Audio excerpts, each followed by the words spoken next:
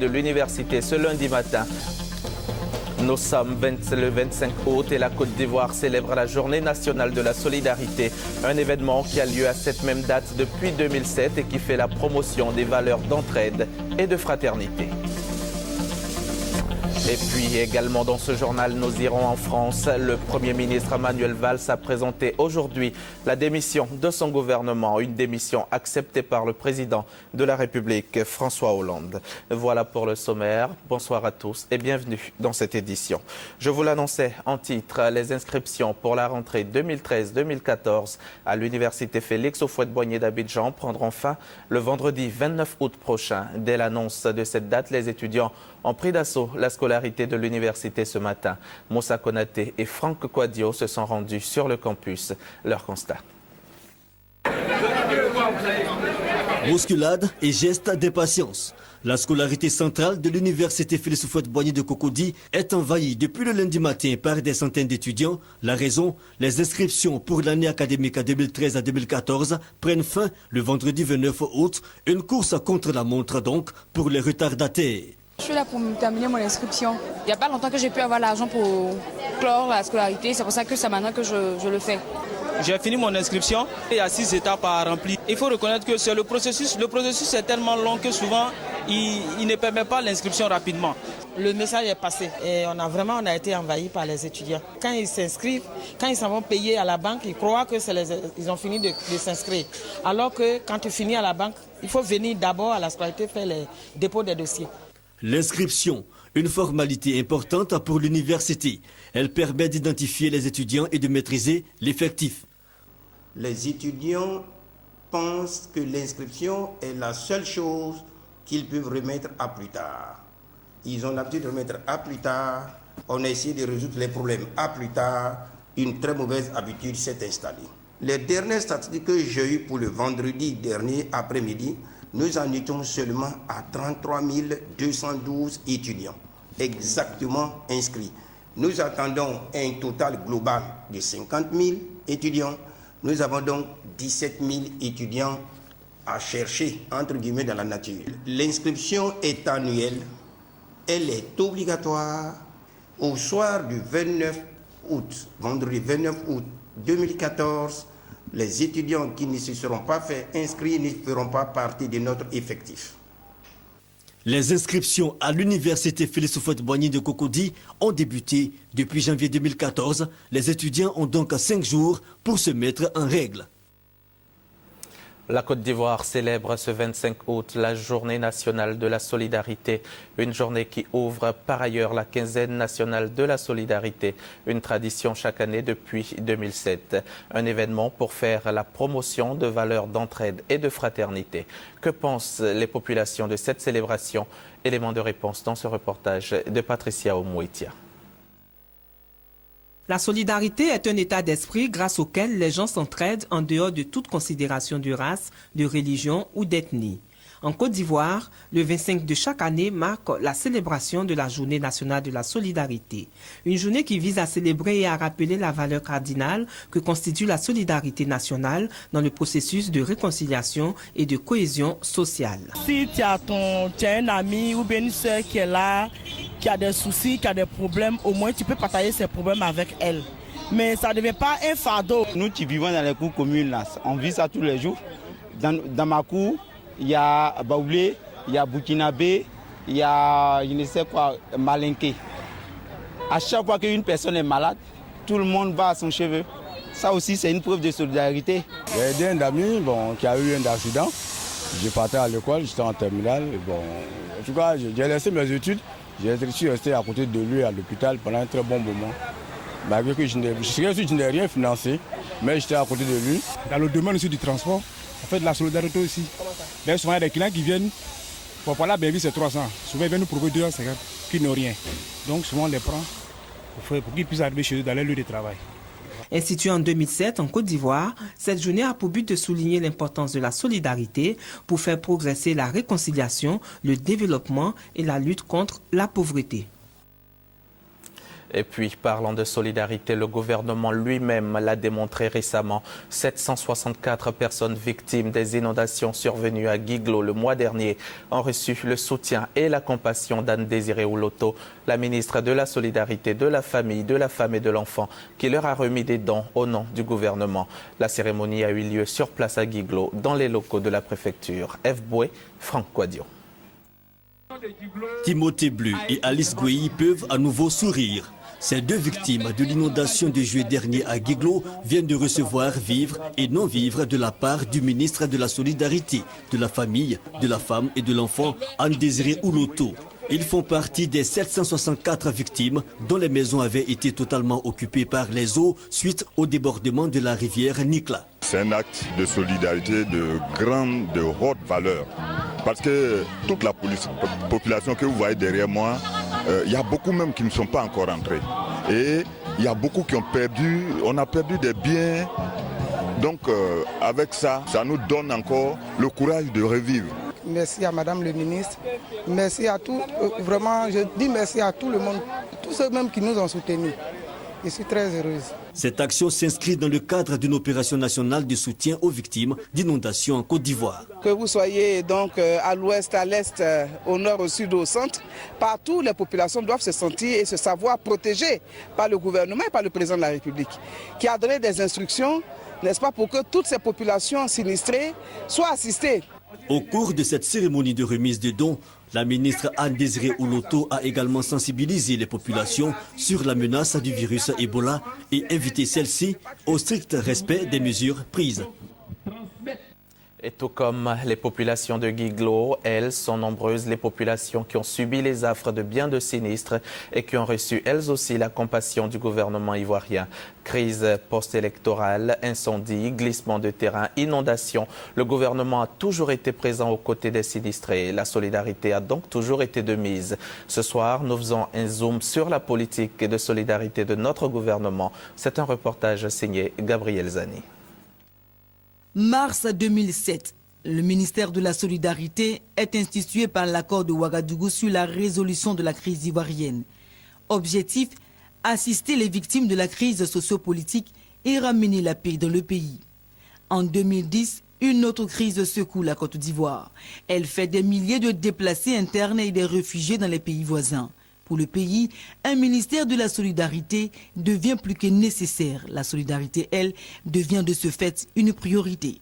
Chaque fois qu'il y a des situations de désastre, de catastrophe, de drame, de situations de détresse, le gouvernement s'emploie à faire en sorte que ces populations ne se sentent pas seules, abandonnées. Mais mieux, le gouvernement, dans sa politique, a pour mission de susciter, n'est-ce pas, cet esprit de fraternité et d'entraide. Pour le retour des réfugiés, l'expression de la solidarité du gouvernement s'est multipliée. L'État a décaissé plus d'1 milliard de francs CFA pour leur accueil et leur réinsertion. Je suis content de rentrer. Je suis venu content d'aller travailler dans mon village. D'autres budgets ont été alloués au soutien des ménages en situation de détresse et récemment à l'évacuation des Ivoiriens fuyant la guerre en Centrafrique. Ces actions, plus d'autres mesures gouvernementales, permettent l'inclusion sociale. Il faut travailler à cet esprit de fraternité, à cet esprit d'entraide. Il faut travailler à cette culture du vivre ensemble, à cette prise de conscience de cet idéal commun vers lequel nous devons tendre. Pas des actions de solidarité. De mi-juin jusqu'au début du mois de juillet, des pluies diluviennes s'abattent sur le littoral. D'Abidjan à San Pedro, en passant par Grand Laou, Fresco, plus de 9000 victimes, dont des enfants, se sont retrouvés à la rue. Plus d'1,5 milliard de francs CFA ont été consentis par l'État face à l'urgence des besoins. Les fonds ont permis notamment d'aider les familles des 39 victimes des inondations à raison d'1 million par famille. 150 millions ont servi à l'achat des vivres et non-vivres. Le reste a été alloué à la sensibilisation, au déguerpissement des populations des emprises et des sites à haut risque et à leur écasement. On n'a pas les moyens. Voilà pourquoi on te fatigue chaque jour. Sans quoi on voit la souffrance que tu mènes pour nous. Ça fait pleurer, mais vraiment les mots me manquent. Nous sommes contentes aujourd'hui de voir Madame la ministre avec nous pour tout ce qu'elle a fait pour nous. À côté des initiatives du gouvernement, d'autres organisations de la société civile, des ONG, des entreprises privées ont volé au secours des sinistrés. Les populations aussi. Ce fut le cas ici, dans ce quartier précaire de Cocody, les Oliviers Est-Colombie, ravagés en partie par un incendie le 12 juillet dernier. Bilan, plus de 500 personnes dépouillées par le feu. Quand il y a eu ce sinistre-là, au niveau de la jeunesse, nous sommes allés toucher ceux qu'on a vus, qu'ils étaient vraiment touchés, qui n'avaient pas d'endroit où aller. Nous sommes allés voir des écoles, des églises, où on pouvait pour l'instant les caser. Nous sommes en train de reconstruire même d'autres choses pour que la dernière personne puisse aller là-bas. Construction et réhabilitation d'abris, distribution de vivres et non-vivres sont à mettre au compte des actions menées. Pour cela, la ministre Anne-Désirée Ouloto demande à tous de faire un peu plus pour la cohésion sociale pendant les 2 semaines de solidarité qui débutent à partir du lundi 25 août. À tous les acteurs du secteur public et du secteur privé, avons-nous suffisamment fait pour l'autre en détresse? N'est-il pas possible de faire mieux pour marquer notre engagement à cette solidarité-là? Voici le sens de cette journée nationale de la solidarité, édition 2014. Pour le gouvernement, les actions de soutien aux personnes sinistrées doivent se poursuivre après ces jours dédiés à la solidarité. L'objectif, apporter une réponse aux besoins sociaux. Cela dit, l'État a pleinement conscience qu'en dépit de ces actions, de nombreux défis persistent. C'est pourquoi il invite sans cesse les populations à lui emboîter le pas. On parle politique à présent avec cette audience accordée par le président du PDCI-RDA. Henri Konan Bédié a reçu cet après-midi à sa résidence de Cocody l'ambassadeur de l'Inde en Côte d'Ivoire. Ordre du jour, la vie politique ivoirienne et les relations d'amitié et de coopération entre Abidjan et New Delhi. Maïsako. L'ambassadeur de la République de l'Inde en Côte d'Ivoire à la résidence du président du PDCI-RDA, Henri Konan Bédié, ce lundi. Il s'agit, selon son Excellence Dinesh Bhatia, d'une visite de courtoisie mise à profit pour comprendre la vision du président Henri Konan Bédié de la politique ivoirienne. Le président Henri Konan Bédié a été président de la République de Côte d'Ivoire et il a beaucoup d'expérience. Nous estimons que pour mieux comprendre la politique ivoirienne, il est nécessaire de comprendre sa vision. Nous avons parlé de la Côte d'Ivoire et de l'Inde en tant que pays en voie de développement. Nous avons également parlé du retour de la paix en Côte d'Ivoire. La stabilité et la paix vont demeurer en Côte d'Ivoire et cela va permettre son développement. Les relations d'amitié et de coopération entre la Côte d'Ivoire et l'Inde, qui durent plus de 30 ans, ont été également évoquées au cours de l'entretien entre l'ambassadeur de la République de l'Inde en Côte d'Ivoire et le président du PDCI-RDA, Henri Konan Bédié. Avec le retour de la paix en 2011, il y a davantage d'opérateurs économiques qui s'intéressent à la Côte d'Ivoire. Vous pouvez vous en rendre compte par la présence de la communauté indienne en Côte d'Ivoire qui a doublé au cours de ces 3 dernières années. À ce jour, l'Inde compte environ 1000 ressortissants en Côte d'Ivoire, un chiffre à renforcer pour assurer la pérennité des rapports entre les 2 pays. Pendant ce temps, le Forum national du parti et le PDCI-RDA donc s'activent pour préparer la prochaine présidentielle. Kone Issa Daouda, le président de ce forum, a entamé une tournée de remobilisation des militants. Première étape, la région de l'Agné-Bitiassa, avec pour objectif de mettre en éveil les militants et les exhorter à prendre leur carte d'adhésion. À l'approche des prochaines échéances électorales, l'heure est à la mobilisation au PDCI-RDA. Selon Issa Daouda Kone, président du Forum national du parti, la base constitue un élément essentiel dans ce processus. Pour la redynamisation de ces structures, il mène une tournée de sensibilisation de ces bases. Première étape, à Beauville, dans la région de l'Agné-Bitiassa. Ici, Daouda Kone sensibilise les militants sur l'obtention de la carte d'adhésion du parti. Il exhorte également ses camarades à prôner les valeurs de paix qui caractérisent le PDCI-RDA afin de susciter d'autres adhésions. C'est une tournée qui a démarré et qui va s'étendre sur toutes nos bases installées. L'objectif, c'est de vous amener, comme l'a dit le président Bédié, à vous identifier, à avoir vos cartes de militants. Un message qui semble bien perçu par les militants du parti. Dès maintenant, je vais prendre ma carte, je vais croiser le délégué, discuter avec lui pour voir comment s'identifier. le président nous a donné une orientation et nous allons marcher sur cette orientation pour véritablement attirer d'autres militants hormis les militants du PDCI. Prochaine étape de cette tournée de mobilisation des bases du PDCI RDA, la ville de Tiassalé. Le mouvement des maires pour l'émergence 2020 est né. Il est dénommé M 2020. C'est une organisation de maires issue de l'alliance RHDP et indépendants qui milite en faveur d'une candidature unique du président Ouattara au sein du RHDP. Le mouvement a officiellement lancé ses activités le samedi dernier et c'était à la Maison des Jeunes de Soubré. Chantal et Ouman Akandan. Des maires RHDP et d'autres maires indépendants du mouvement Maires pour l'émergence 2020 souscrivent à une candidature unique du président Alassane Ouattara au sein du Rassemblement des oufétistes pour la démocratie et la paix. Ce mouvement qui entend mettre l'accent sur la communication en vue de faire connaître toutes les actions de développement posées par le président de la République vient de lancer officiellement ses activités.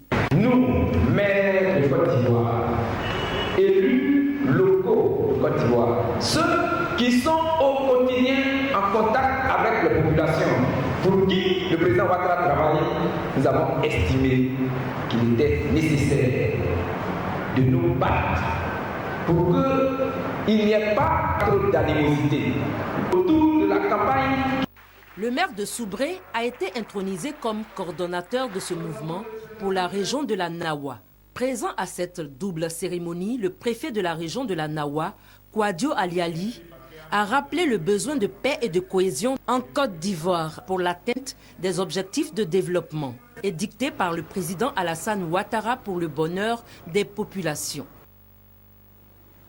Le Conseil régional du Bafing a mis le cap sur la France. Le Conseil entend échanger avec la diaspora Mahou pour inciter les investissements dans la région. Pour ces investissements, le Conseil recherche 150 milliards de francs CFA. Au cours d'une rencontre à Paris, plusieurs projets de développement ont été évoqués. Les précisions de Mamadou Kouassi. 150 milliards de francs CFA, c'est la somme qu'il faut pour le développement de la région du Bafing, située au nord-ouest de la Côte d'Ivoire. Une région riche en potentialité économique et humaine qui doit rattraper son retard.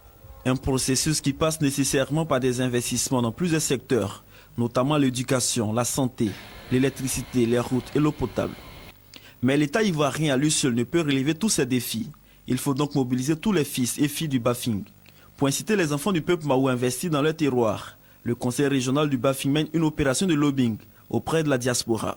Après Abidjan, Diomandé Lassina et son équipe ont mis le cap sur Paris, en France. Ici, il s'agissait pour le Conseil régional de convaincre les ressortissants du Bafing vivant en Europe à soutenir les actions de développement du président de la République dans leur région, afin de la sortie de la pauvreté. Le budget alloué par l'État n'est pas suffisant. Et ce faisant, avec le rapport, je pense bien qu'ensemble, ajouter à celui de l'État pourront quand même apporter un ouf de soulagement à nos populations. Une démarche saluée par la diaspora Mahou de France. Elle a pris l'engagement de tout mettre en œuvre pour la mobilisation des ressources adéquates pour le développement du Bafing. Il y a un élan de solidarité qui est en train de se mettre en place. Le Conseil régional est en train de réussir un pari que nous avons raté il y a déjà plus d'une vingtaine d'années. Ça nous soulage, ça nous fait plaisir de savoir en tout cas que la région pense à nous, parce que nous aussi, même étant ici, nous pensons à la région. Après Paris, la destination du président du Conseil régional du Bafing et son équipe, ce sont les États-Unis d'Amérique et le continent asiatique.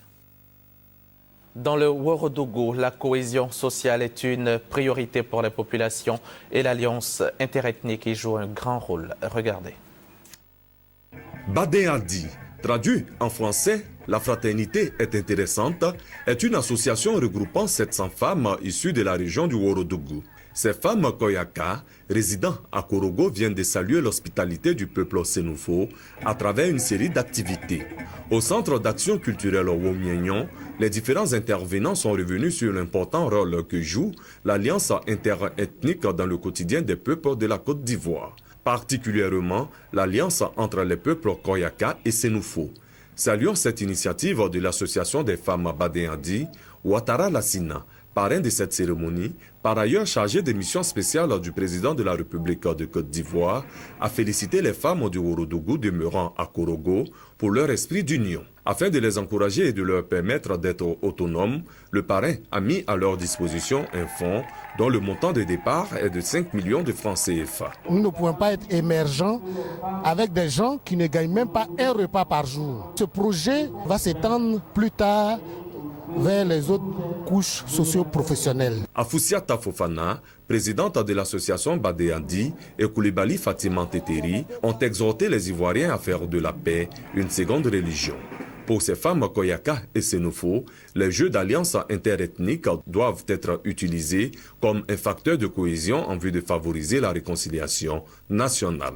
Nous vivons très bien avec les Sénoufo. Il y a l'entente. Vous voyez les preuves. Le parrain, c'est un Sénoufo. En Côte d'Ivoire, de nous prendre comme exemple. Chez nous ici, tout le monde est un. Chants et danses des terroirs Koyaka et Sénoufo ont ponctué cette cérémonie. Un mot de religion dans ce journal. Les jeunes musulmans de Côte d'Ivoire et de la sous-région se sont retrouvés à San Pedro pour le FENACI, le Festival des arts et de la culture islamique, une initiative de l'Association des jeunesses musulmanes de Côte d'Ivoire pour faire la promotion de l'islam tout en inculquant les valeurs religieuses aux jeunes pour le développement du continent. On retrouve Mamadou Kwasi. Et des 5 pour le Festival national des arts et de la culture islamique, FENACI, une initiative pour permettre à la jeunesse musulmane de se réjouir et se distraire de manière saine d'une part, et de connaître et partager les cultures des différents peuples africains d'autre part. Cette année, le festival a réuni 500 participants venus de toutes les régions de la Côte d'Ivoire et des pays de la sous-région. Chacun a démontré ses performances dans les arts, la culture et le sport pendant 4 jours. À travers toutes ces initiatives, l'Association des jeunes musulmans de Côte d'Ivoire, AJMCI, principale organisatrice du festival, veut inculquer les valeurs islamiques et de paix à la jeunesse africaine. Des valeurs qui seront les piliers du développement socio-économique du continent africain en général et de la Côte d'Ivoire en particulier. Le thème de cette édition 2014 du FENACI, édification d'une communauté saine, quels apports du sport, de la culture et des loisirs. Le président national de l'AJMCI, Mahmoud Souaré, a saisi le cadre du Festival national des arts et de la culture islamique pour exhorter ses frères et sœurs à renforcer davantage la foi religieuse tout en maintenant la flamme islamique allumée pour la promotion de la religion musulmane. L'émotion est toujours vive à Douala, au Cameroun, après le décès de l'attaquant camerounais de la JS Kabylie, Albert Ebossé, tué samedi soir à Tizi Ouzou en Algérie par un projectile lancé des tribunes à l'issue d'un match contre l'USM Alger. Il a succombé des suites d'un traumatisme crânien. Victime de ses propres supporters, Ebossé avait été l'unique buteur de la soirée sur pénalty côté Kabylie. Il avait égalisé après l'ouverture du score. Le président de la Fédération algérienne de football condamne énergiquement cet acte odieux qui a conduit à la mort du joueur de 24 ans. Pour terminer, sachez que la Côte d'Ivoire célèbre ce 25 août la Journée nationale de la solidarité, une journée qui ouvre par ailleurs la quinzaine nationale de la solidarité, une tradition chaque année depuis 2007, un événement donc pour faire la promotion des valeurs d'entraide et de fraternité. Voilà, c'est la fin de ce journal. Merci de l'avoir suivi. On se retrouve demain à 23h et n'oublions pas, soyons solidaires.